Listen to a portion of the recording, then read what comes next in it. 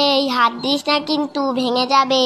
এই দাঁড়া তো, পতাকাটা বেঁকে গেছে, আগে ঠিক করে নি।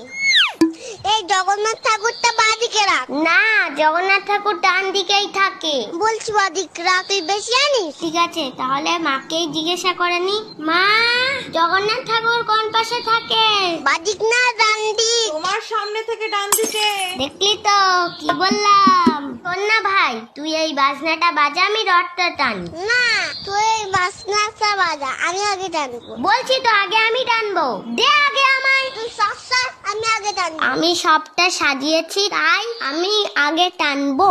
না, তুই সর, আমি আগে রথ টানবো। না, আগে আমি টানবো।